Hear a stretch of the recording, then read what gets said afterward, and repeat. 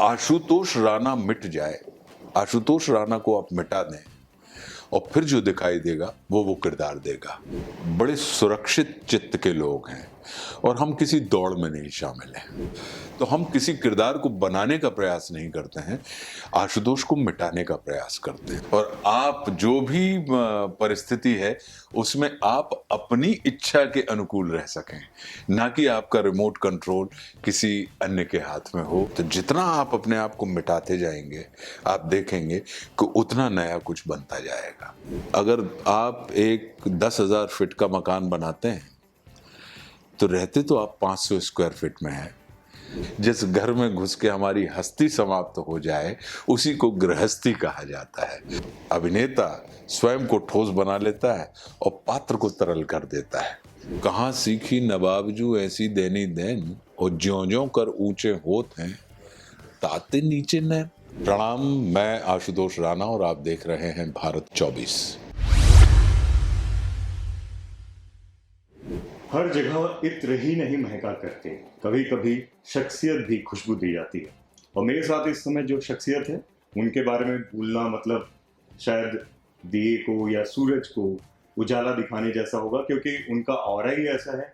वो मेरे ख्याल से इंसाइक्लोपीडिया है फिल्म के बारे में, साहित्य के बारे में या दर्शन के बारे में, किसी आध्यात्म के बारे में। मेरे ख्याल से उनसे किसी भी मुद्दे पे बात कर लीजिए, जब वो बोलते हैं तो रस टपकता है और ऐसा लगता है कि सब चीज़ आत्मसात कर दिया जाए।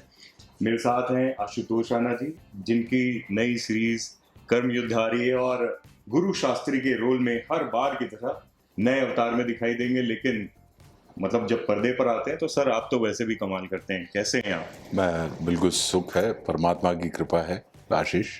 और आप कैसे हैं? मैं सर आपका आशीर्वाद है, बढ़िया हूँ। कर्म युद्ध आपके लिए क्या है सर? कर्म युद्ध तो अब जैसा कि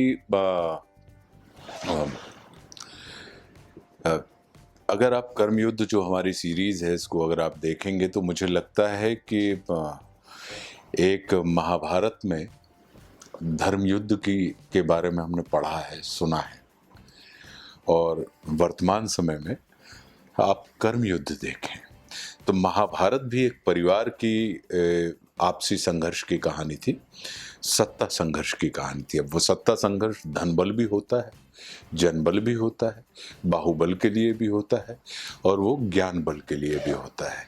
तो सत्ता संघर्ष की कहानी है जो एक पूरे परिवार के अंदर चल रही है, जहाँ पर हर व्यक्ति अपनी प्रभुता स्थापित करने का प्रयास कर रहा है।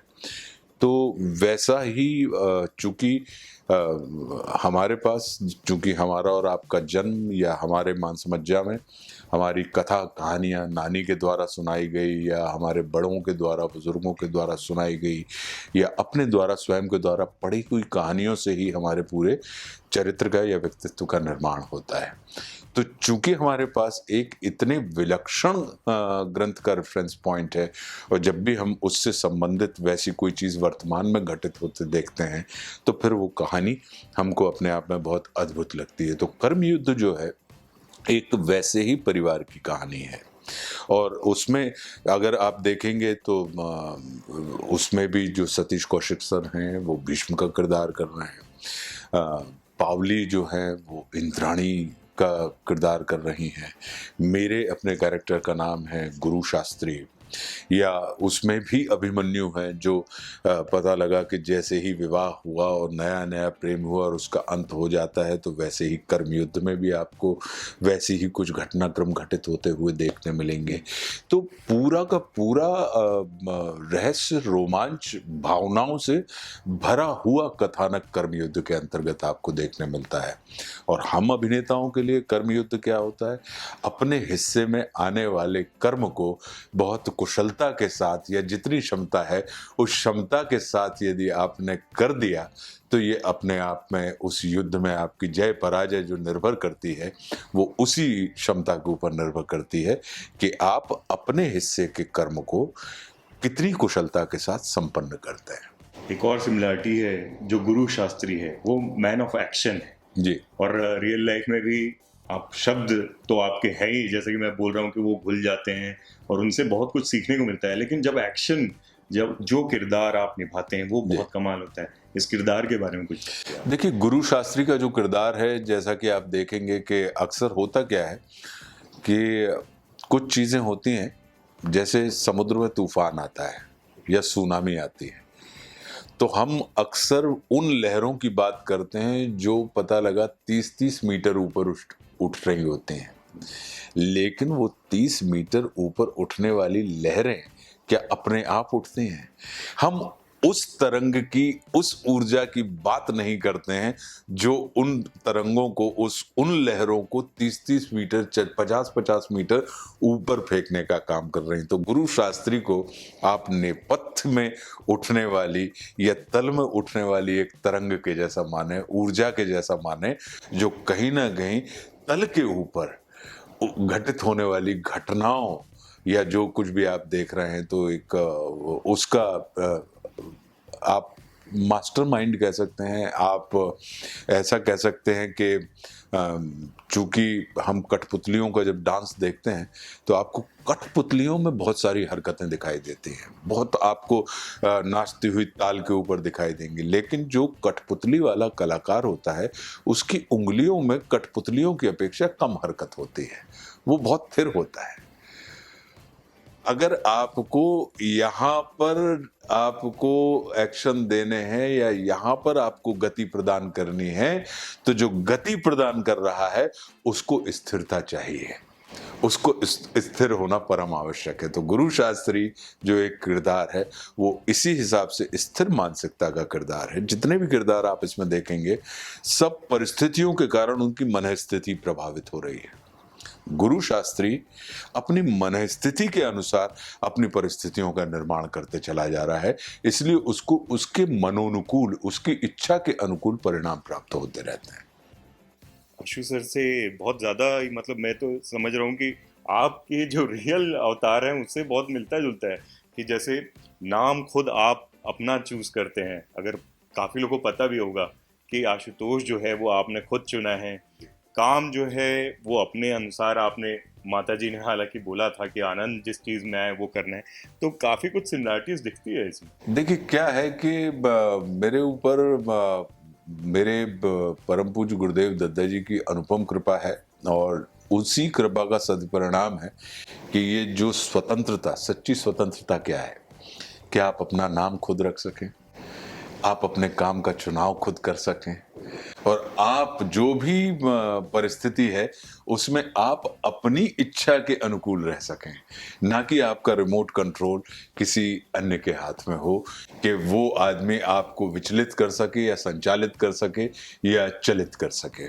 तो मेरा अपना यही मानना है कि ये बुजुर्गों की कृपा है, ये परम पूज्य गुरुदेव की कृपा है कि इस तरीके का स्वतंत्र जीवन मुझे जीने के लिए मिला। और ये एक सौभाग्य है कि मुझे जितने भी किरदार मिलते हैं उनके नाम अपने आप में निर्देशक और जो हमारे राइटर होते हैं वो बड़ा विलक्षण नाम देते हैं। तो अगर उन किरदारों के नामों को ही अगर मैं समझ लूं और उसके अनुरूप उसके गुणों को यथा नाम तथा गुण ही मैं कर दूं, तो अपने आप में मेरा आधा काम हो जाता है एक अभिनेता के रूप में।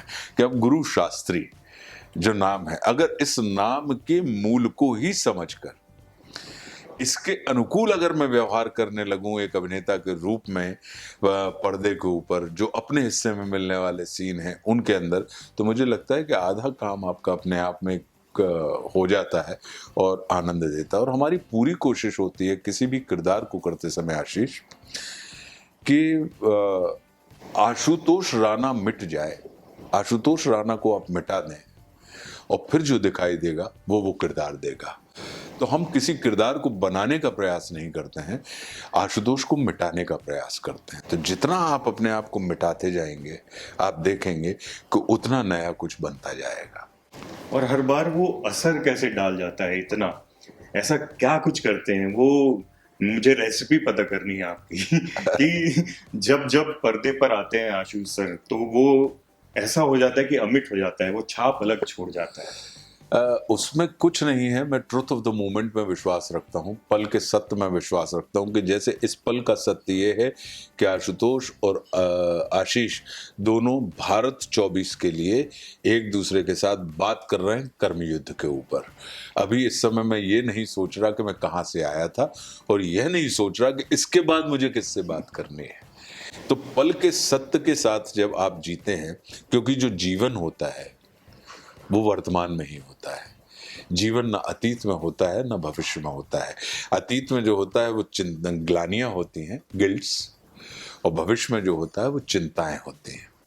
तो हमने जीवन को जिया ही नहीं है, तो जब हम जीवन को जी रहे होते हैं तो फिर वो जीवन में स्मरण में हमारे बना रहता है, या देखने वाले के या करने वाले के। तो चूंकि मैं जीवन का पक्षधर हूँ, और जीवन जो होता है वो वर्तमान में ही घटित होता है, वो अतीत और भविष्य का विषय नहीं होता है। तो इस वजह से वो जीवन में लोगों को याद रहता है, या मुझे भी याद रहता है। और आशीष सर, ये आपने थिएटर, टेलीविजन, फिल्म्स, अब ओटीटी, हर जगह मतलब वो अपने नाम के अनुकूल वो महारत हासिल कर लिए।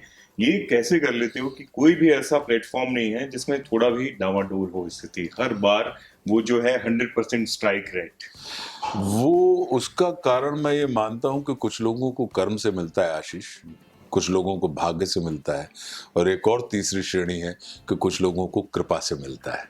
तो मैं तीसरी श्रेणी का व्यक्ति हूँ कि मेरे ऊपर मेरे गुरुदेव भगवान की कृपा है। तो जिसके ऊपर जा पर कृपा गुरु की होई, वैसे है तो दोहा, जा पर कृपा राम की होई, वहां पर कृपा करे सब कोई। तो मेरा मानना यह है कि अगर आपके ऊपर किसी संत का हाथ होता है तो फिर आपके ऊपर संसार का हाथ हो जाता है।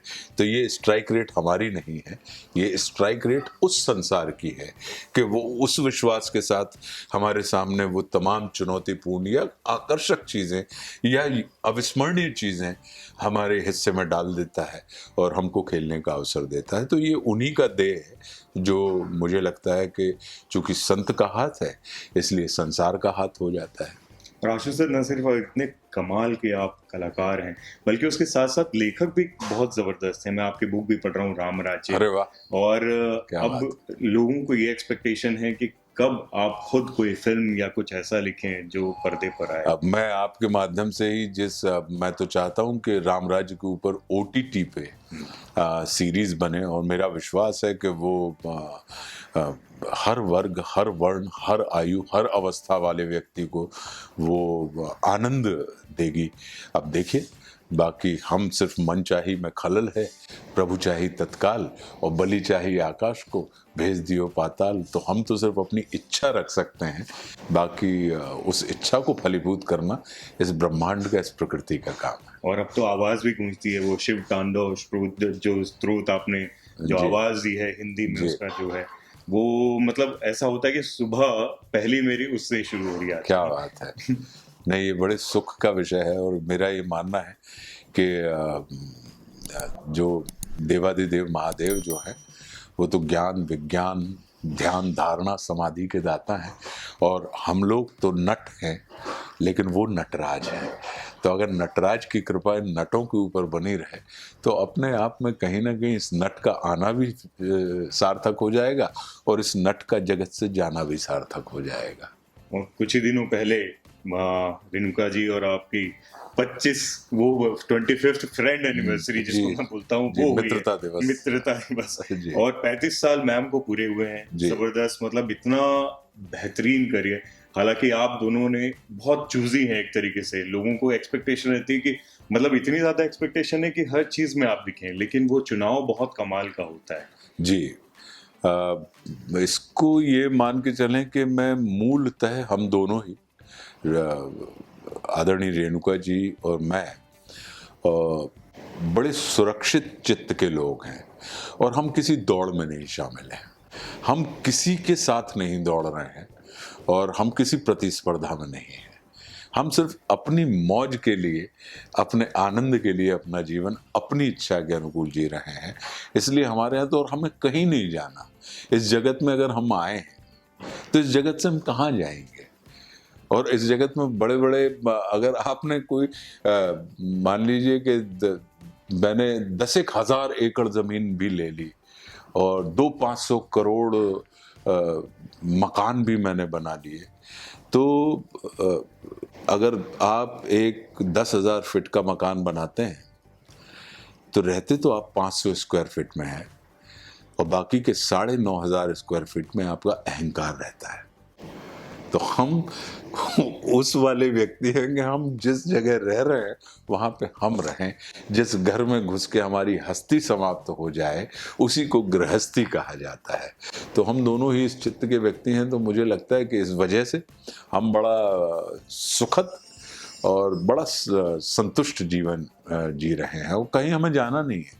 और इसी कारण चुनाव भी हम अपनी इच्छा से कर पाते हैं। क्योंकि अगर ये होता कि नहीं, अब चूंकि आशीष ने एक बड़ा बंगलो ले लिया है और मैं आशीष के बाजू में 2,000 फीट के मकान में रहता हूं और मैं आशीष के बंगला देख के खुद शर्मा जाऊं और खुद ग्लानि से भर जाऊं और खुद मुझे ये बेचैनी होने लगे और मुझे अपने कर्म के ऊपर अविश्वास होने लगे और मुझे लगे कि नहीं, अब मेरा जीवन व्यर्थ है। बताइए, मैं आशीष के बंगले के बाजू में 2,000 फीट में रह रहा हूं। तो इसलिए धन नहीं है तो फिर किसी के पास जाऊं और उससे कहूं कि आप मुझे लोन दे दीजिए, मुझे उधार दे दीजिए, और अपनी क्षमता से अधिक मैंने ले लिया और फिर पूरा का पूरा जीवन मेरा निकल जाता है उस लोन की EMI चुकाने में, किसी का भी। और फिर जब हम बच्चों से कहते हैं कि बेटा हमने अपना पेट काट के तुमको बड़ा किया और आज हमें तुम्हारी ज़रूरत हो, तुम हमारे साथ नहीं हो, तो वो बच्चे कहते हैं कि पापा आपने मकान की EMI के लिए काम किया था, हमारे लिए काम नहीं किया था। तो आपने मकान की EMI के लिए काम किया है, इसलिए आप मकान में रह रहे हैं, आनंद कीजिए ना। उसको बड़ा करने के लिए, उसको खड़ा करने के लिए काम किया था। अगर आपने हमारे लिए किया होता तो हमारा अपना यही मानना है। इस वजह से हम प्रतीक्षा में विश्वास रखते हैं कि अगर हमारे पास कोई अच्छे काम आए, और उसी प्रतीक्षा का परिणाम है कि कर्मयुद्ध जैसी series, the great Indian murder जैसी सीरीज, आरण्यक जैसी सीरीज ये हमें OTT पे मिल जाती हैं। धरोहर जैसे रेडियो शोज हमें रेडियो पे मिल जाते हैं। या मान लीजिए हमटी शर्मा या दुश्मन, संघर्ष, शबनम मौसी, सोन चिरैया या मुल्क, सिम्बा जैसी फिल्में हमें मिल जाती हैं। तो ये सिर्फ इसी प्रतीक्षा का परिणाम है। और मेरा ये मानना है कि अगर आप धैर्यपूर्वक प्रतीक्षा करते हैं तो प्रतीक्षा फलित निश्चित रूप से होती है। बस सही स्थान पर प्रतीक्षा कीजिए। और आशु सर तो उस जल की तरह है, जिस पात्र में डाल दे उसका बस आकार ले लेते हैं जी। इतनी सारी आपने जिन फिल्मों की बात की या जिन सीरीज की बात की, हर में आपने एक तरीके से वो आलू सब्जी जो है वो हर सब्जी में जाके भी अपना एक बड़ी अच्छी बात आपने आशीष कही, बहुत अच्छी बात कही। ये अभिनेताओं के लिए बड़ी आवश्यक है। आपने कहा पात्र, अक्सर अंग्रेजी में लोग कैरेक्टर कहते हैं, लेकिन उसका सही हिंदी में है पात्र। पात्र का क्या मतलब होता है कि अगर मान लीजिए मैं कर्म युद्ध में गुरु शास्त्री का कर रहा हूं, तो गुरु शास्त्री पात्र हुआ और मैं पदार्थ हुआ। तो मुझे पात्र के अनुरूप आकार लेना है। और होता क्या है, हम अभिनेताओं से चूक क्या होती है कि हम अपने आप को पात्र बना लेते हैं और जो पात्र होता है उसको पदार्थ बना देते हैं और हम उसको अपने अनुरूप आकार देने की कोशिश करने लगते हैं। इसलिए हमारा अभिनय असरकारी या प्रभावशाली या लोग उसको पसंद नहीं करते हैं या कम पसंद करते हैं या अधिक पसंद करते हैं, ऐसा अभिनेताओं के साथ होता है। तो पात्र के अनुरूप अभिनेता जो होता है वो पात्र नहीं होता। पात्र तो वो चरित्र है, वो किरदार है, वो कैरेक्टर है जो लिखा गया है स्क्रिप्ट में। आप पदार्थ हैं, पदार्थ को तरल होना चाहिए और पात्र को जटिल होना चाहिए, उसको ठोस होना चाहिए। तो जब आप स्वयं तरलता के साथ उस ठोस पदार्थ के पात्र के अंदर जाएंगे तो आपका आकार उस पात्र के जैसा होगा। और अक्सर होता क्या है कि अभिनेता स्वयं को ठोस बना लेता है और पात्र को तरल कर देता है। इस वजह से वो अंतर नजर नहीं आता है। आशु सर, एक चीज हमेशा मैं जो मेरे मन में कौतूहल रहता है, पूछने की कोशिश कर रहा हूँ मैं, कि आप और मैम दोनों में कुछ चीजें बड़ी कॉमन देखता हूँ। वो चिरस्थायी स्माइल जो है, जी। वो साफ गोई जो है, वो शख्सियत में है। जी। हमेशा देने की भावना, वो चाहे अपना अनुभव है, जो मेरे पिता बोलते हैं कि आपका अनुभव आपका सबसे बड़ा धन है। ये चीजें, एक तो मुझे लगता है ये जो सामंजस्य है, ये जो कॉमन चीजें हैं आप दोनों के बीच में, शायद इतने साल के दाम्पत्य का आपका वो मूल रहस्य है। ये कैसे कर लेते हो आप? देखिए, हम संसार में जैसे बादल, अच्छे रिलेशन बनाने के लिए आपको क्या करना पड़ता है? देकर भूल जाइए और लेकर याद रखिए। जैसे समुद्र बादलों को जल देकर भूल जाता है और बादल समुद्र से जल लेकर याद रखता है और वो बरसात में लौटा देता है। तो ये जो देना और लेने की प्रक्रिया है, ये संसार के साथ, हमारे आपके साथ निरंतर चलती रहती है। और मुझे लगता है कि देकर भूल जाइए और लेकर याद रखिए। लेकर याद रखेंगे तो आप लौटाएंगे, और देकर भूल जाएंगे तो आपको दाता की फीलिंग आपके अंदर, वो अनुभूति आपके अंदर नहीं आएगी कि आप कुछ। एक बड़ी अच्छी कथा है, रहीम दास जी दान करते थे और एक आदमी ने कहा, और वो दान देते हुए अपनी नज़र नीची कर लेते थे। तो एक आदमी को लगा कि ये सब ऐसे ही है, तो उसने टेस्ट करने के लिए वो 4 दरवाज़ों से गया और चारों दरवाज़ों से उन्होंने दान दिया उसको लगा कि एक आध बार तो कहेंगे कि तुम अभी लेके गए थे, वापस क्यों आ गए। तो जब चारों दरवाज़ों पे पहुंच गए वो, और जब उन्होंने कहा कि कहाँ सीखी नवाबजू ऐसी देनी देन, और ज्यों-ज्यों कर ऊंचे होत हैं ताते नीचे नैन। तो रहीम दास जी बोलते हैं, रहीम कि देन हार कोई और है, देत रहत दिन रैन, और लोग भरम मोरो करें तासे नीचे नैन। क्या वाली जो बात है, तो मुझे लगता है कि ये हम और आप सब परस्पर, या इस संसार में कोई भी सेल्फ मेड नहीं होता, सब एक दूसरे का निर्माण कर रहे होते हैं। और मुझे लगता है कि बस ये जो परस्पर भाव होता है, यही आपको देखेंगे तो जो विसंगतियां पैदा होती हैं, जो कर्मयुद्ध में अगर आप देखेंगे कि अगर यही चीज़ हो जाए कि सब एक दूसरे का निर्माण करने की दिशा में लग जाएं, तो फिर कर्म शुद्ध हो जाता है, फिर कर्म युद्ध नहीं बनता है। क्या बात है। और सर, अब कर्म युद्ध है, उसके बाद फिर पठान की बारी है। लोग मतलब एक्साइटेड हैं, और बहुत सारे फैंस तो जब आपके बारे में बात होती है तो पूछते हैं कि वॉर 2 कब बना रहे हैं मेकर्स। इन सब फैंस को आप क्या कहना चाहोगे?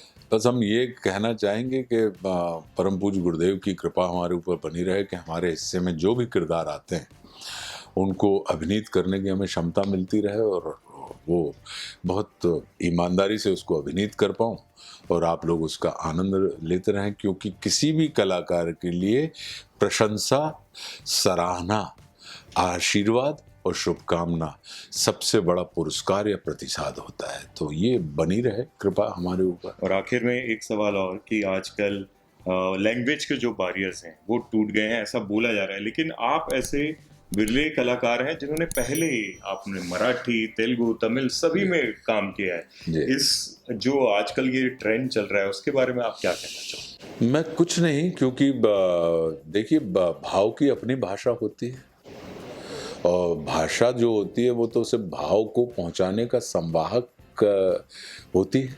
तो भाषा विवाद का विषय नहीं है, भाषा संवाद के लिए होती है। तो जो संवाद का विषय है उसके ऊपर हम विवाद क्यों करें? क्या बात है।